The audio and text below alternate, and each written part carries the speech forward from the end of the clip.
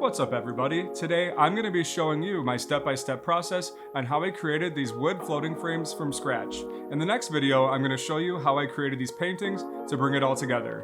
If you want to find out how I created this project, stay tuned to find out.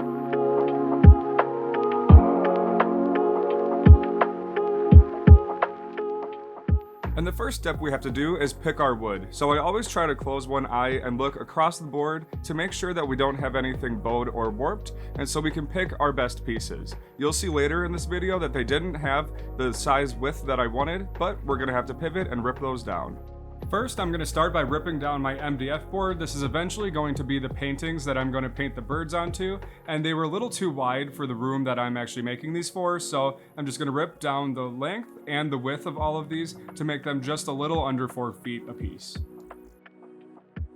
Now first, I'm going to start by creating the inside of my frame, so I'm going to cut off that butt end on a 45.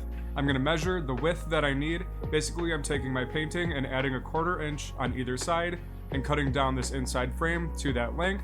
And now that I have that first board, I can use that as a template, mark it off, and then I'm going to repeat that step 3 different times so we have the top and the bottom of all of our inside frames. And we're going to repeat that process with the left and the right side of the inside frames, same exact steps, just a little bit shorter.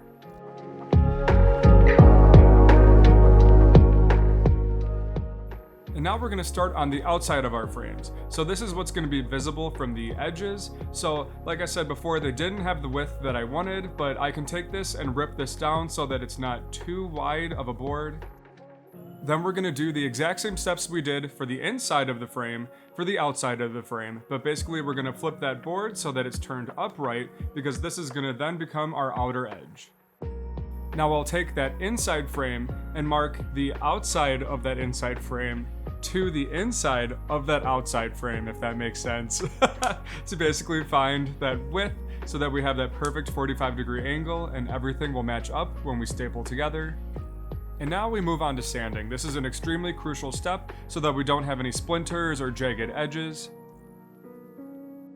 And we now move on to our power sander. So this is extremely important because we ripped those boards down. We don't want to see any of those saw blade marks or imperfections. We need an extremely smooth surface for when we go to finish this wood. Now I'm going to start by tacking my inside frame together, and I want to make sure that this is extremely square because that is going to kind of determine how the rest of the frame squares up. And then I'm going to brad nail that other side in as well to really lock that in place. And then I'm going to repeat that step on all other 7 corners. And the next step is to nail that outside frame into the inside frame. So I'm going to make sure that I pull these edges very tight together. I'm going to brad nail the outside frame into each other, and then I'm also going to use quite a few brad nails from the outside frame into the inside frame because these paintings are so large that they're going to be very heavy, and so this will make it very structurally sound. I'm going to go in again with my hand sander and make sure that all of those edges are knocked down so that we don't have any hard corners, and making sure that everything is extremely smooth. And once that's all sanded down, then we can go in with our wood filler, and once we stain this, it won't look like there was any nail holes, it will all kind of mesh in. And I'm kind of overfilling these in case this shrinks so that I don't have to go in a couple times with this, and we also really want to make sure that those edges are filled in so that once we stain, everything looks nice and seamless. And once that wood filler is dry, we're going to go in and sand again. I know it seems repetitive, but you want to sand everything with a 220 grit sandpaper so that once we apply our finishes and clear coat, everything will look seamless and beautiful.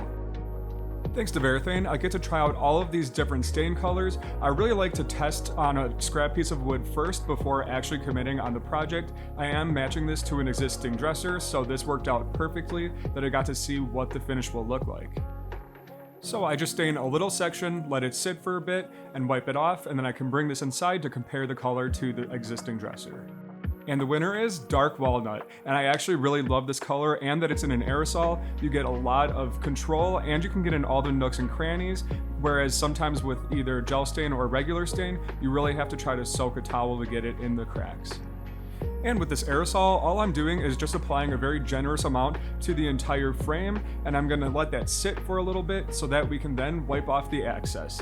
It's very important to let that stain kind of soak into the wood so you get that very deep and rich color, and it'll bring out the wood grain perfectly. So basically I'm just dropped my towel.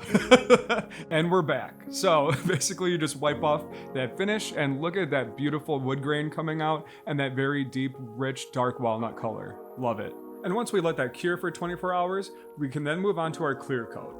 I'm choosing this water-based satin finish in a polyurethane because it dries very fast, it dries extremely clear, and it will protect this wood finish from any dings, dents, or scratches. And when applying this, I just want to make sure I have a very even coat over the whole surface, making sure that I'm working with the actual wood grain itself. And I want to make sure I get in all the nooks and crannies and then kind of even that finish out so that we have a nice, beautiful satin finish in the end. And I'm going to do 2 coats of this to ensure that everything is even. And now I'm going to move on to adding my spacers. So I wanted a little bit more of a depth behind the wood frame and the actual art itself. So I'm just gluing these little pieces of MDF that I've cut out. I'm using my Titebond Quick and Thick. I love this stuff because you just need a little bead and it dries so fast. We're also going to be fastening this with brad nails as well so that will stay in place. In the meantime, I've finished my painting, and if you guys want to see the process of actually creating this painting, I have a part 2 of this video that I'll link above. And now it's time to see how this is all going to come together. So I did put a bead of glue on the other side of those MDF boards, and I just want to make sure that this is extremely square before I use my 1-inch brad nails to nail this in place. I then use my wood filler to fill in those holes, and then I'm going to color match this to the painting so you won't see those nail holes at all. And that's the last step in this process. Now we can call this project complete.